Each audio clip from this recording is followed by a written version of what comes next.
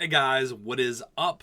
This is my overview, my breakdown of Spider-Man, your family neighborhood Spider-Man, season 1, episode 9 through 10. And these episodes were called Hero or Menace and If This Be My Destiny. Now, this is just going to be my general thoughts, just going over the show and what I hope we see next season. Now, do I think these last couple episodes were better than the first couple episodes? I actually really do. The last week's episodes, I think, were the best. And this week's episodes were really good. It was a good culmination of everything all together, and it left me being happy. Am I glad the show is over? Yeah, I think I am glad the show is over, but I did appreciate the time I had with it. I think if honestly they could have had an episode a week, I actually think that would have been better and I would have enjoyed it a lot more. I also think that we should have had premiere showings of this show where it had a more premiere time than like super late at night. But Daredevil seems to be doing that, and so I will be hopeful and excited for that coming soon. That said, without further ado, let's get into the show and just some of my thoughts about it. So, to me, Norman Osborn, he kind of showed where he was at last week, mentality wise, when he gave the great line that I thought was a really smart line. With great power comes great respect.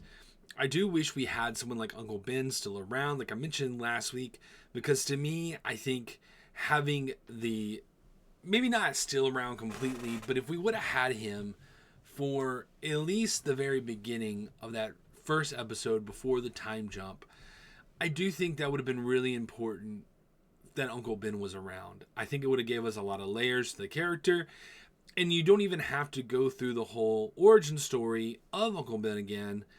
But I think having those two things would have ended it off very well, because now you get to see the downfall of the idea of with great power comes great respect. Because when respect is the only thing you care about, respect is important, and I don't want to mistake that. And I think there is value in having respect.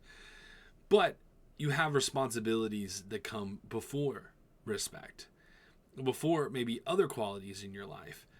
Being responsible for your brother, your neighbor, your sister, your friend, being responsible for doing what's right over doing what's easy or doing what will give you the most power, I think is an important lesson that the foundations were set for. But I think the big punch to really drive it home would have been his relationship with Uncle Ben and the lessons that Uncle Ben taught him. And we get to see the folly of the idea of with great power comes with great respect when we see Dr. Norman Osborn having a conversation with Doc Ock in the prison, where he's just basically gloating about how he defeated his enemy, which is Doc Ock. And Norman gloating over Doc Ock about how much of a failure he has become and how much he's defeated him. Not only I think is going to open the door for Doc Ock to be a villain in the future, but shows what kind of character Norman is at the end of the day. It's not necessarily that he wants to do necessarily what's right. It's about what gives him the most power. And I do appreciate that they're starting to show his true colors. I think it took enough time, and I'm glad that those things started to play out, because it honestly opens the door for the more interesting conversations when it comes to Spider-Man. So one of the things that really was unique and fun to watch was the 110 gang war with Scorpion play out. You know, there was that moment where Nico almost showed us that, that she has powers, but instead of her having to use her powers to save herself, Spider-Man was able to save her instead, which then results in the gang war that falls out between Scorpion and the 110, where the 110 were trying to get new weapons to defeat Scorpion, and then Scorpion and them meet them where they're at, and the big war breaks out.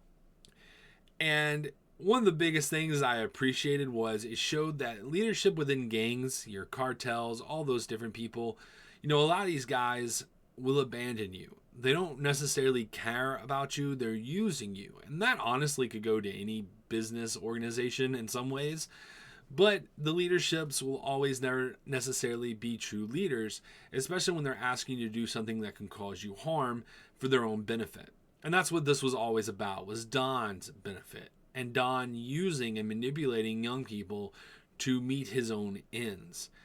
And the fact that, he is so willing to give up, so he doesn't get killed by Scorpion shows, that he doesn't have any integrity. And the moment he could stay and fight with his gang, he decides to leave because that's the easier answer, which causes our favorite Tombstone, our Lincoln, Lonnie Lincoln, to step up and try to, win for his side, win for his team, which now opens the door for him to become Tombstone. Now, I do kind of wish that he would have literally just went ahead and mutated and completely changed his skin color.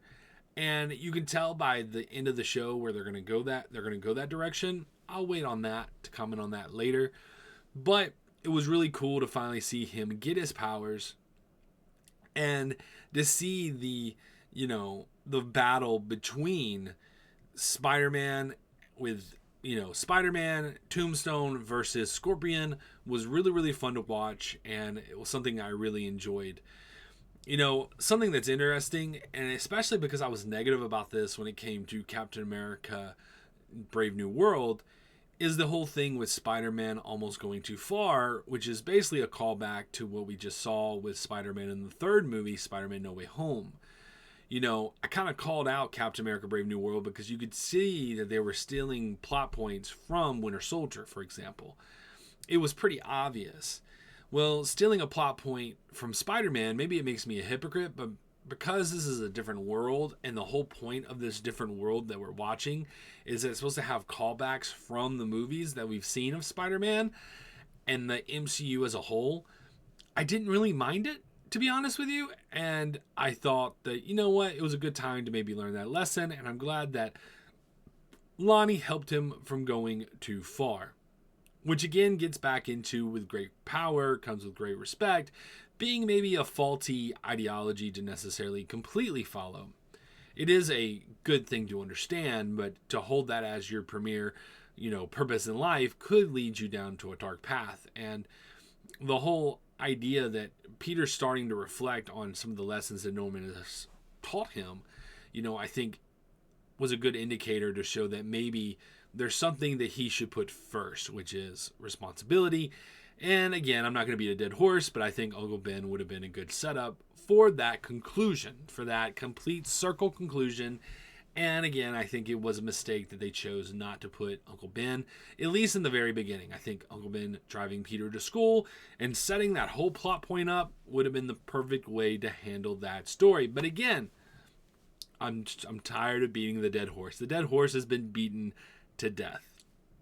And at the end of the episode, not only are we seeing that, again, Norman, it's not just him being greedy and not wanting just to gloat over his enemies, but he really takes that getting power, gains respect, really to heart, because that's all he's really after, even over Peter. He doesn't care about Peter. He is using Peter. And we find that out when we find out that they're using Peter's blood to test on spiders to replicate the Spider-Man.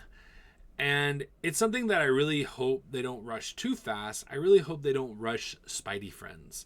And when I say Spidey friends, I'm talking about Spider-Gwen or, Miles Morales or any of the Spider-Man characters that have the Spidey powers. I hope they do not go too far with that just yet. We can experience those characters in the video games, and I think we're closer to experience those characters in the movies, actually, than we are in this show. So I hope they give us quite a few seasons before that option is on the table. Personally, for me, it's just not something that I want to see just yet. But I think it was to open up a more interesting conversation that we'll get into a little bit later. Because we do see that Norman has other objectives. And as we get into the next episode, we realize that his biggest objective is actually opening a door to a new world. He sees the possibilities of being able to reach out into outer space and to find different things to assist them. Not just from what happened to Spider-Man, but the things that have played out in the normal MCU that we're used to. the attack on New York by aliens, for example. He knows there's things out there that he wants to find, and he's wanting people to help him find it. Now, what was interesting about this is I think this is the biggest whammy for Spider-Man to maybe ask the question, you know what, maybe I had my trust in the wrong person. Because when Doctor Strange comes out, he realizes like, wait, what's going on here? I am going to trust this guy because I've seen what this guy has been able to do. And he's like, hey, maybe we should trust Doctor Strange over here maybe we shouldn't open a portal to a new world. Which, of course, they do, which opens up the door for Venom. Now, I do think it was interesting how they showed Venom. I think that was a cool look. It was a different look than the way we're necessarily used to. But I like that, especially what they tease at the end of the episode. I think it's just a unique way to show it. I was kind of curious if they were going to show any other, symbiote characters. Maybe give a hint to some of the greater world when it comes to the symbiotes. And they didn't do that, which I think is fine. But it does make you kind of wonder. And that was a good action set piece, the fighting and everything involved to try to get the Venom sent back into its part of its world.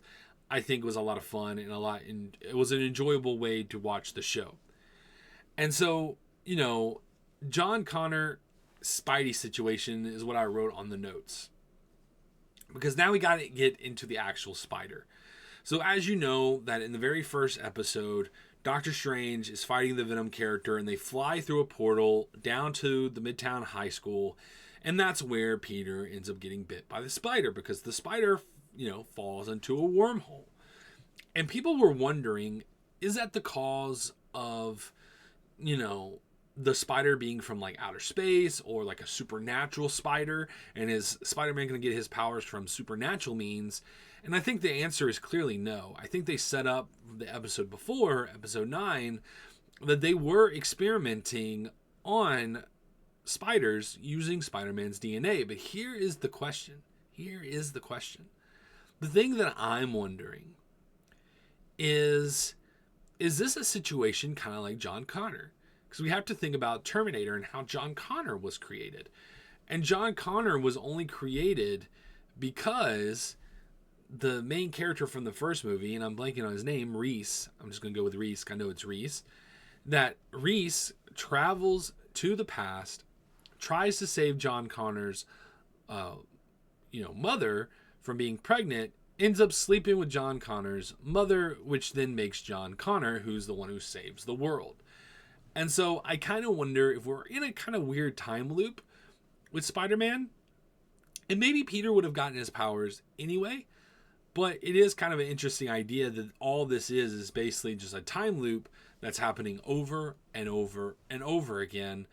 And if this situation doesn't happen, then maybe Peter Parker doesn't become Spider-Man. And if Peter Parker doesn't become Spider-Man, who does?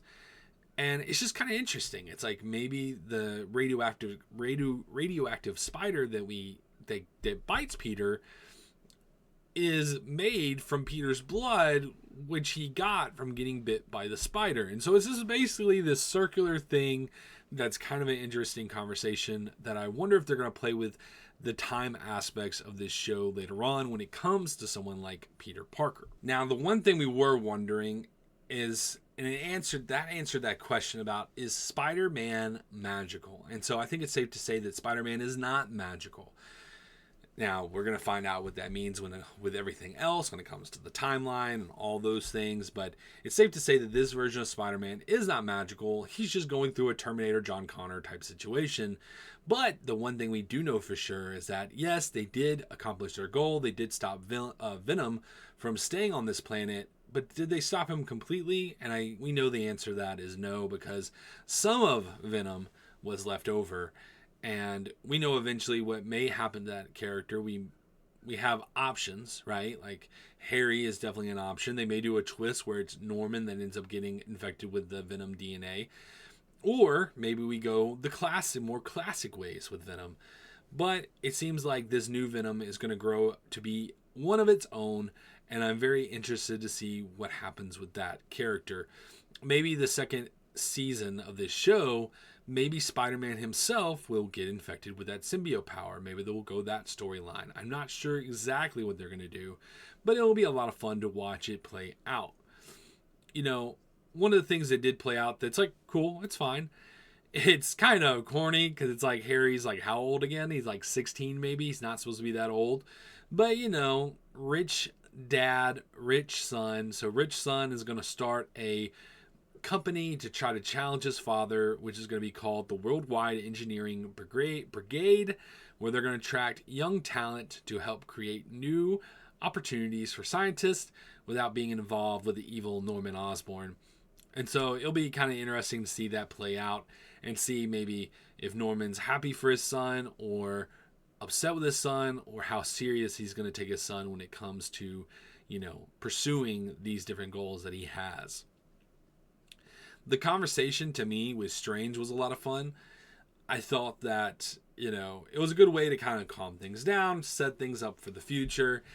And the fact that, yeah, Doctor Strange is not going to spoil anything for him, but to let him know that, you know what, I think, you know, maybe I've seen the future and maybe I've seen you do some cool things, but either way, it doesn't matter. I'm not going to tell you, but I think your future looks bright, which is a fun way to have that conversation. Now, we got to talk about the Watcher always watching gimmick. Now, I remember watching X-Men 97, and on episode 5, when you can see the Watcher, you're like, oh my gosh, and you're just I remember freaking out watching that scene.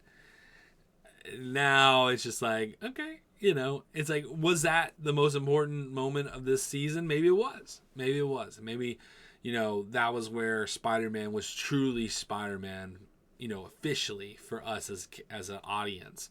And maybe that's why the Watcher was watching in that moment.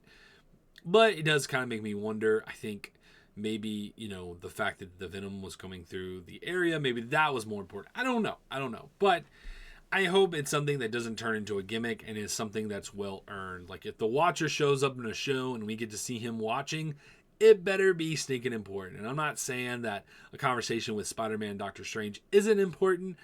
I'm just saying that if I see the Watcher, I better know that something's about to go down, personally.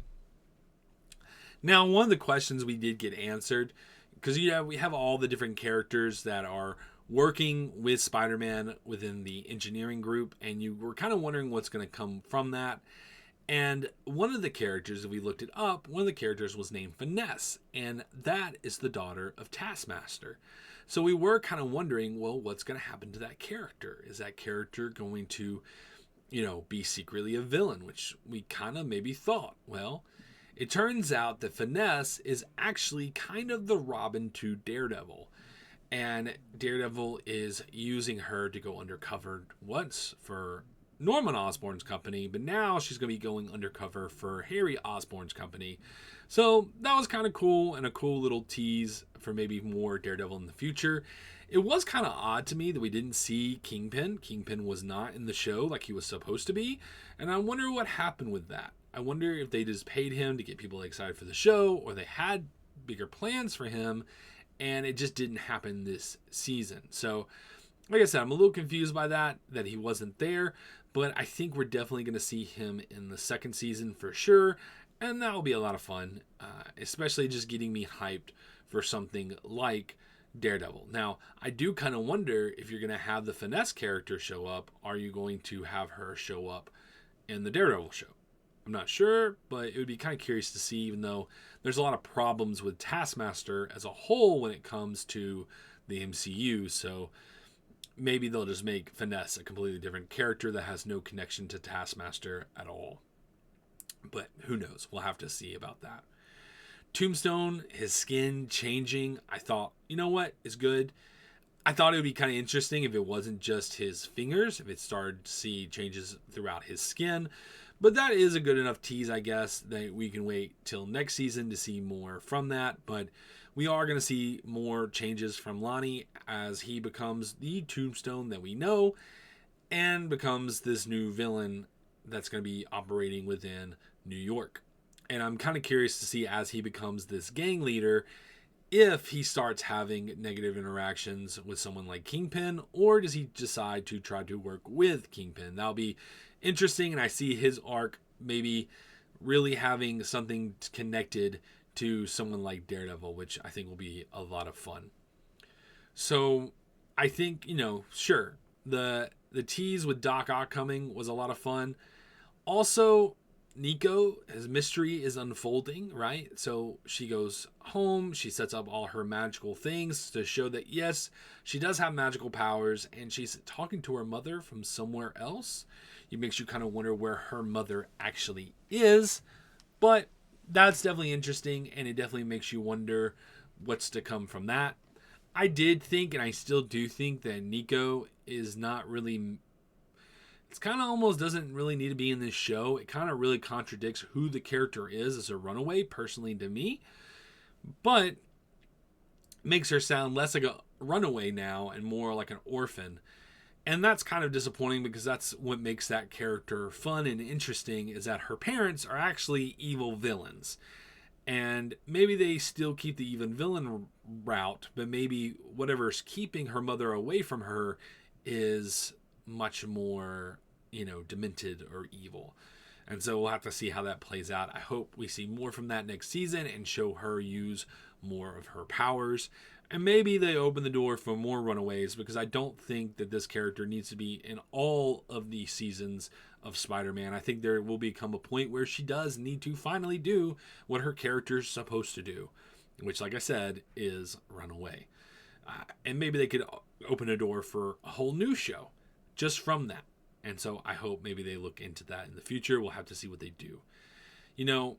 Peter's father being alive honestly doesn't bother me that much, but again, brings up the Ben conversation. To have the fact that maybe Ben was one of the best, leaders Spider-Man had in his life, the best father figure Spider-Man will ever have in his life, I think is important to show. And yes, a bunch of heroes coming in and then and there and giving mentorship is fine. It's good. But giving respect on Ben Parker's name, I think, is definitely needed. And again, Peter's father being alive, that becomes more interesting if there was more impact that we got to see from Ben Parker. It did seem to me that Ben Parker and Peter's dad look very similar. So I wonder in this version of this universe if Ben Parker and his brother are actually twins. That's something I'm kind of curious about. I wonder what they'll do with that. But, we'll have to see what they do. It kind of gives off a Flash vibe, especially now we're getting into the whole John Connor situation. It does kind of make you, John Connor Terminator situation.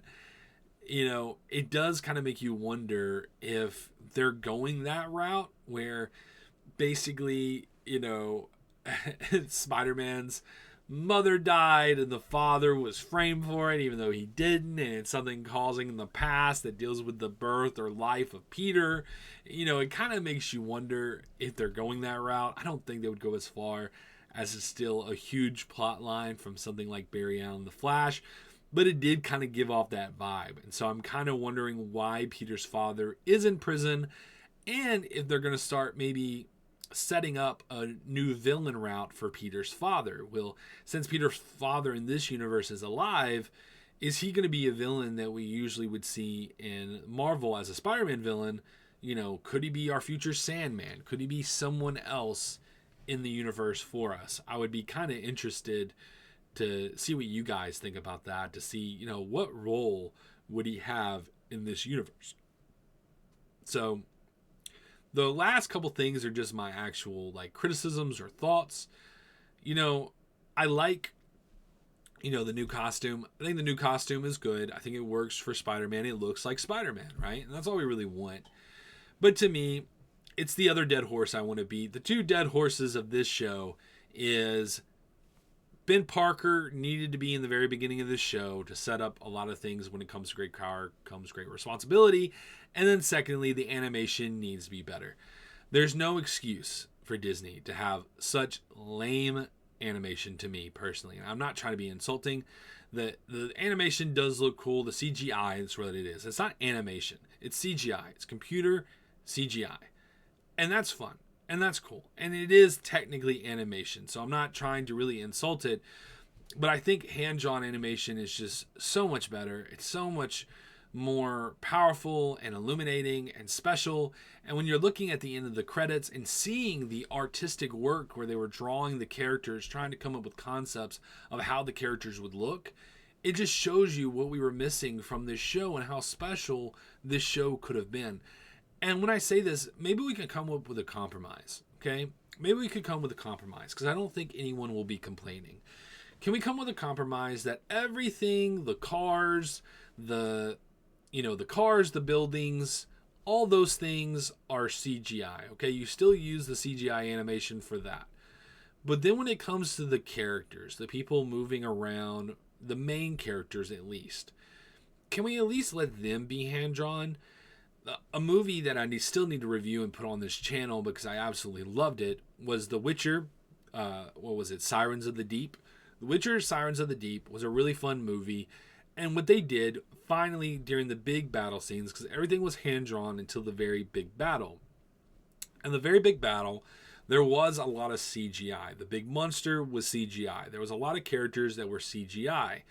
But the main characters were not. The main characters were still hand-drawn inside of what was going on in the show.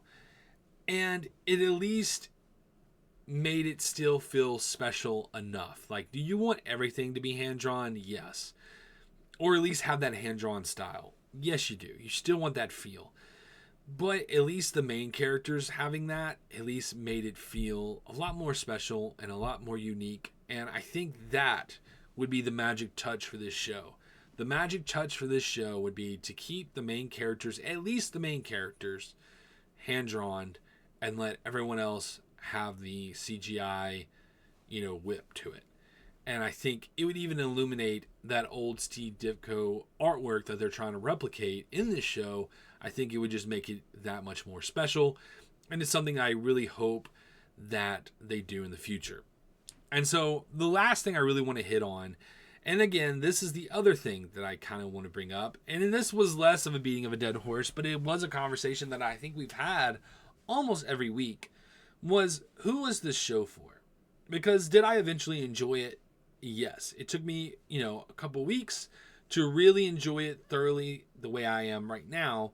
The first episodes did not have me the way that these episodes do, but still using some of the language they used, I think is really just cutting out your audience because, like I mentioned with the animation quality of the show, if you're trying just to attach to like older teenage boys, you may get some that really love Spider-Man, but they are watching shows that are far beyond this type of animation and this type of action, and even in some ways storytelling when it comes to anime.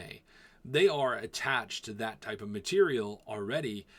If they're not huge Spider-Man fans, it's going to be hard to necessarily get them. And so you do want to cast a wider net. You want to cast a net that attracts all audiences.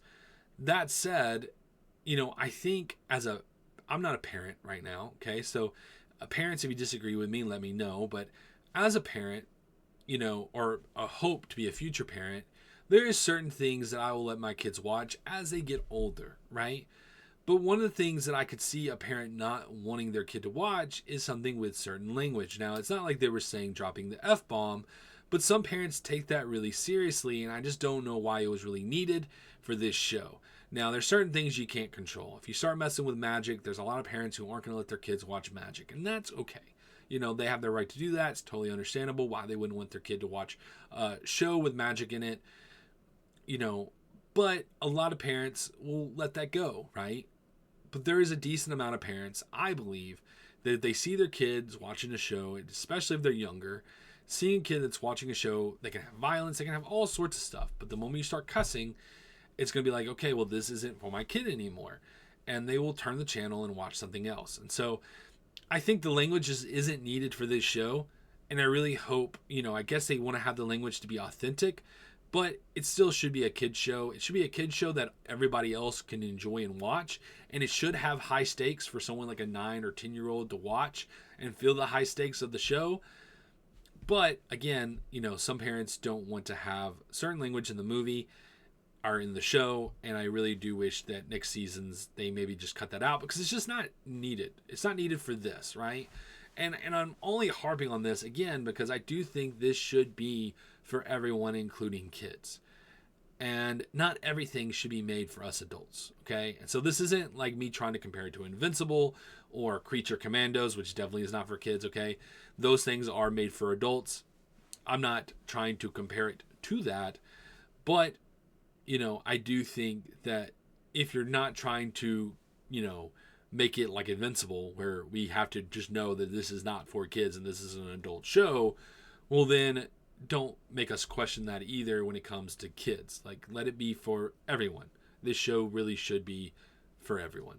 So that's just my personal thoughts. I think this should, you know, best way to put it, this should have the old school 90s kind of storytelling to me, you know, when it comes to maturity. I think the 90s, you know, way that they did the old Spider-Man show in the 90s is definitely the way the storytelling should probably be done in this show when it comes to maturity level. I'm not necessarily talking about, you know, scripting the show that way. I'm saying maturity level, let's keep it at the level of the old 90s cartoon. I think that will give everybody what they want personally. That's what I think. But anyway, guys, enough about what I think. What do you think? Was this show subpar? Was it a bore to get through for you? Did you just hate it?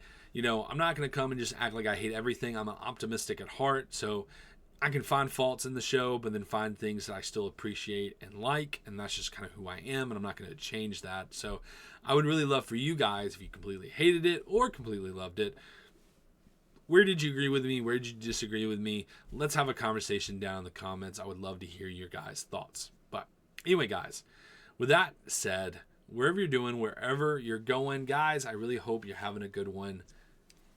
Peace.